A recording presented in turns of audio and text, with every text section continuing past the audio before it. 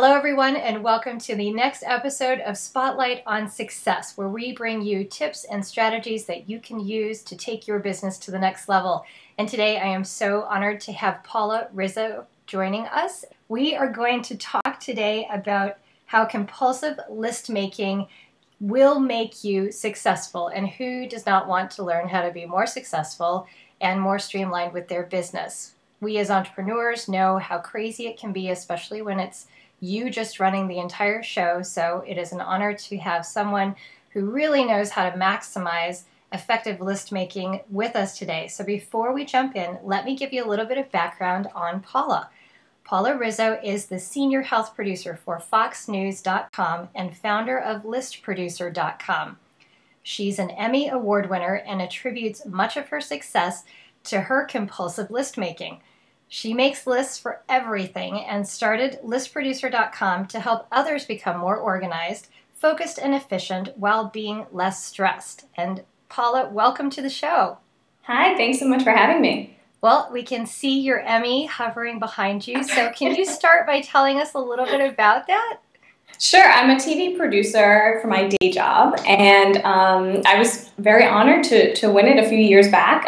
It's a very high honor in TV production, and I work in television news in New York City. And I think that being organized really has helped me to be more successful in work. And you know this better than anyone, but having all your ducks in a row really makes you stand out. So I think that was part of the reason why I was on a great team that was able to win that Emmy.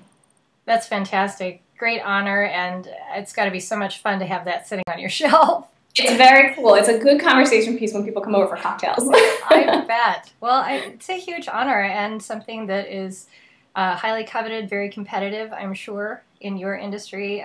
So, wow, kudos. Hats off to you.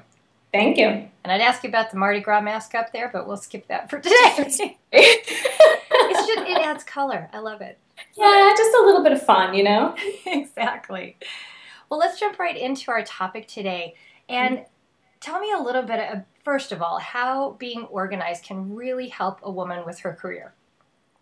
Well, I think that being organized can help a woman in any aspect of her life, but in your career especially, because you're going to stand out from other people. So if you have everything that you need, like a roadmap, all of your projects, all of your deadlines, everything laid out in front of you, and then you can go right ahead and just be successful and jump right in and not have to worry about thinking back, what should I do or what should I do here? You just list it out and make it very, very tangible and easy to do. And when you do things like that, your bosses notice and people start to lean on you for your help, because you're the organized one. You're the one who is in a meeting already figuring out, oh, okay, well, if I do this, this, this, and this, and I can ask that person if they can help with this, and then you're already strategizing and making things happen. So your bosses tend to see that and think, oh, you know what, this is a great person to have on the team as a leader. And I think that is number one top priority point there, is that by being strategic with your list making, with your organizational skills, you do stand out as a leader, and you do really tap into your natural leadership abilities. And you're referencing being in a workplace, being in an environment, perhaps as an employee, and I think it comes across as well for those who are entrepreneurs amongst their peers, and their peers see that element in them and gravitate toward it, which I think can be highly effective when you're networking and trying to leverage those relationships to get your business to the next level. Absolutely. It helps out when you're, with other people. Like you said, you can have people lean on you for different things, and then you can help them and they can help you, and it works out to be a great synergy. And collaboration is key. Absolutely. So Paula, how do you recommend women who are feeling a little bit overwhelmed kind of get started on their day? How do they prepare to have a successful day? So for me, what I do that's worked very, very well is that I prepare the day before. So every night before I leave work, I sit down, no matter if I'm late, if I have to get somewhere, if I have to do whatever, I have to make my list before I leave. And so I sit down and I think about the next day, and I just run through the whole day in my head. Okay, I have this meeting, I have this, I have that, I have this to do, I have to remember, I have to write back that email, whatever it is, any little thing that you think is not even that big a deal, remember to call so-and-so or do this or do that. I write it all down and I think about the entire day. the night before. List it all out, have it there, so then when I come in the next day, I don't even have to think about it. I just sit down and I start working, and everything is there. And sometimes I do forget things, so throughout the night, if something happens, I'm like, oh, I have to remember that I have to call this person about that shoot or whatever, I'll email myself or I'll set a reminder in my BlackBerry for the following day so that it'll just pop up at some random time during the day and I'll know, oh yeah, I have to add that to my list. So I'm constantly adding to my list and changing things and rewriting, and it's very fluid. I can just kind of change things on the go, even though I'm a little bit structured. So what is your favorite mode for making lists? Do you literally work off of like a legal pad with a pen, or are you totally electronic? I have my little reporter's notebook that I use for the most part. I'm an old school list maker. Yeah, this is yeah. So I've tried a couple of different things here and there. There are great apps out there that you can use for people who are more tech savvy or, who need reminders popping up and things. And I do use both. I use a little bit of both. But for me, really writing things down makes it a goal right away. Even if it's a little thing, even if it's just email someone, it's a goal, it's on paper, it's there, it's tangible, it's attainable, So for me, that's what works really the best. Even at home, I use a lot of lists, and I have a lot of Post-it notes all over the place. It drives my husband a little bit crazy, but it's fun. Yeah, I'm a Post-it note queen too, and I use it a lot in my training. I want women to post, affirmations around them where they can see them all the time. But for me, I would die. I don't know where we were with before Post-it notes, honestly. But I wanted to exactly. Well, I wanted to highlight something that you said as far as your preparation goes, because I agree that it is so helpful to go through the exercise, the discipline of making your list the night before, because first of all, everything is still fresh in your mind as to what your highest priorities are for the next day. So get them down while you can. And then two is that it really, I think, will enable women to step away from work, knowing that everything is covered and you've got it mapped out for you. So there's that tremendous sense of relief to just close your office door and go home and, take your time to rest and refresh, which I talk about very much. But without having to, oh gosh, I've got to, try to remember that for tomorrow. And oh goodness, I don't want to forget that and that kind of thing. If it's all down in one spot like you do, how much easier and how much more of a relief and freedom is that for women? I think it's huge. Yeah, the stress factor is just lowered so much that way that you don't have to remember things. It's some people say, oh, making lists and doing things, that's like a crutch. That's like cheating. Okay. No. So it's cheating. That's okay. I still get my stuff done, but it's not, it's really, it's a tool that makes you more efficient, makes you more productive. And if you can just eliminate a little bit of stress, and the way that you do it is by writing it on a list, then if that's the worst offense, it's fine, Right. I chalk that up to being a smart woman. Right. Yeah. Honestly. So the next step, you can create the list, but when women are juggling a myriad of things at once, which we do as solo entrepreneurs, or even if we're in a high pressure environment like you are with a lot of moving pieces, how can lists really help women prioritize? Well, I think that the way you make your list, some people will just stream of consciousness write things down, which is great because you want to have it out of your head and on paper. But then from there, you need to look at the list and think, okay, should I organize this by project, by date, by week? How can I best do this so that it works best for me? For me, I do it every day. TV news changes every day. And I have a list for Monday, for Tuesday, for Wednesday, for every single day. But other people, it won't work that way. If you have clients and you want to do it by project, that might be a better thing for you. Or someone might have, something monthly or weekly that they need to do, and you can have separate lists. And you can have separate lists for everything. There can be some projects that you do, and you have the project list, and the deadlines are there, and you have that by day or whatever, everything you need to accomplish for that each day. So it really depends. And for organized people, it's easy to think about that way. But for people who are not so organized, it might seem like, oh, that's even more work, you know? But I feel like if you do the work ahead of time, if you do a little bit of preparation beforehand, it really helps you to stay on track and just to be very, very open to everything that comes your way. So you have everything there, and then when other things pop up, you don't have to be like, oh, I was in the middle of something and I can't remember what that was. And I think it makes it a lot easier to be flexible.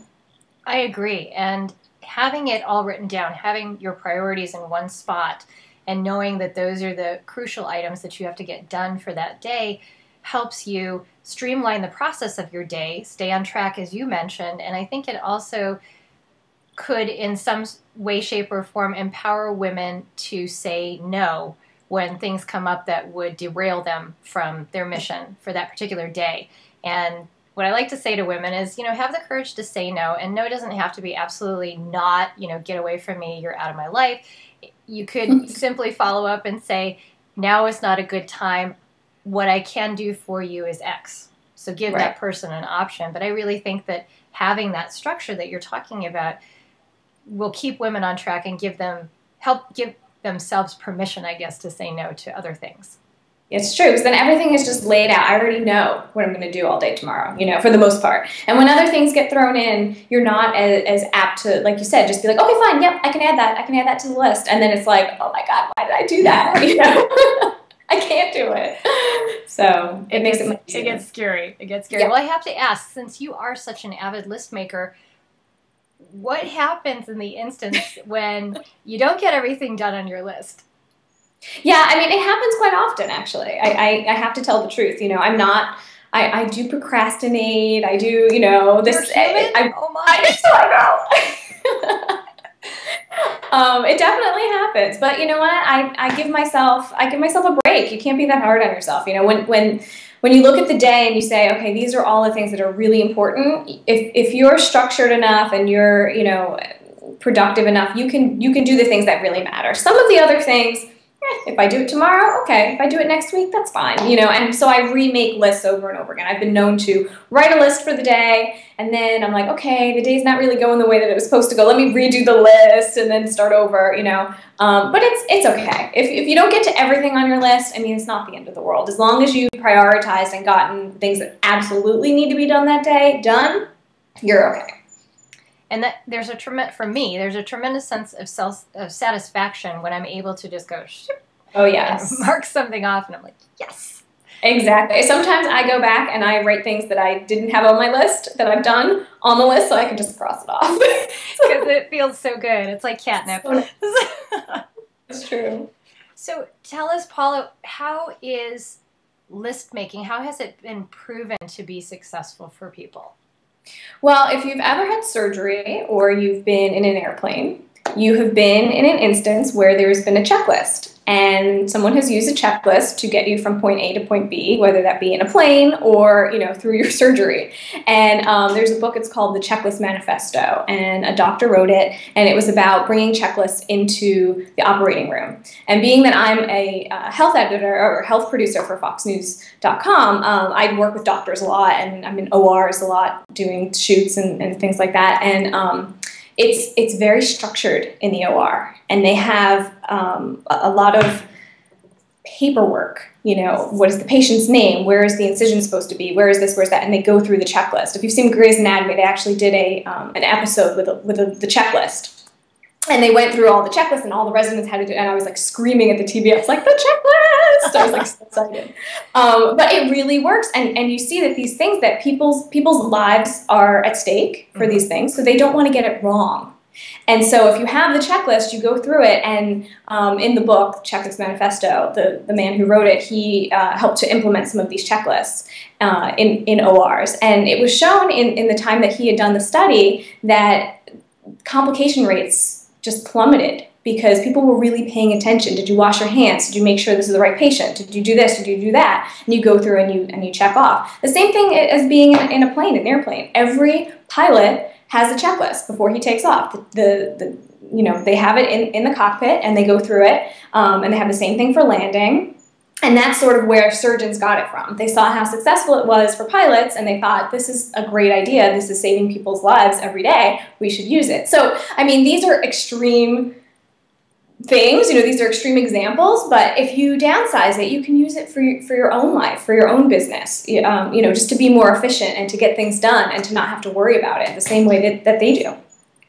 And in those examples that you just gave, I think they highlight so clearly the importance of the list, in that we're only human, humans are fallible, and you cannot possibly attend to every last little detail 24/7, 365. I think it's virtually impossible, the way that our minds process and draw in information constantly. So to have it written down and have that be your accountability measurement for yourself, I think is huge. Yeah, absolutely. And it helps too if you're working in a collaborative type of environment where you can hand off your list. And we do this a lot as producers. I will, the day before, 2 days before I'm going to go out on a shoot, I write out a shoot sheet. And the shoot sheet has everything that I need to get when I'm there. And I've done this job for a long time, and I know the shots that I need to get, and I know all of the things. But you do it because if something happens that you didn't expect to happen, you want to just at least have it there to refer to. Mm-hmm. So we do this, and then we make lists of questions and have all the information about the patient and the doctor and all the stuff that we're going to get while we're there. So if something happens, if one of us gets sick, if someone gets called away to do something else, I can hand over that list and give it to another producer and say, I can't do it, can you do it for me? And they've got it. It's all there. It's already been worked out. So that helps a lot when you work with other people as well. And who doesn't want to map when it comes to business, life, whatever it is that you're doing? You want to know how you're going to get from point A to point B. I mean, hey. It's easier. It's much easier. The fly by the seat of your pants method is not very effective and can definitely be high stress. So I'd love to wrap up with you please sharing with our audience where they can go to find out more of your valuable list making tips and strategies. Sure. People can go to listproducer.com, which is my blog, and I write blogs there every day, Monday through Friday, and I also have guest bloggers who are people from fields from all over the place, and they will give you, all of their insight into their own business or into their own expertise, because I can't pretend to be an expert on everything. I'm a journalist, and by trade, I like to go out and find the people who have the best information about things.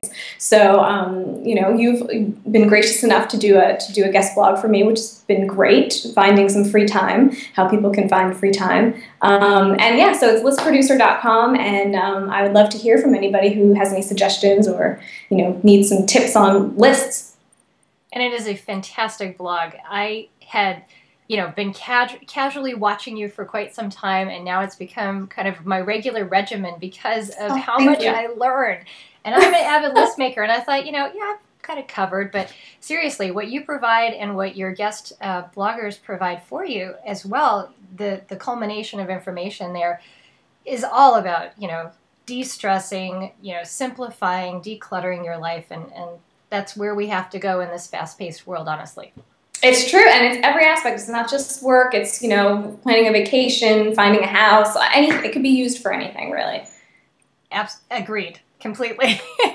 Well, this has been a great topic today. I know one that's going to be incredibly valuable for my audience members who like to have lots and lots of balls in the air at once. So thank you so much for your time. Thank you for your expertise. And for everybody who's watching, we look forward to seeing you next time. And until then, step into the spotlight in your business and shine brightly.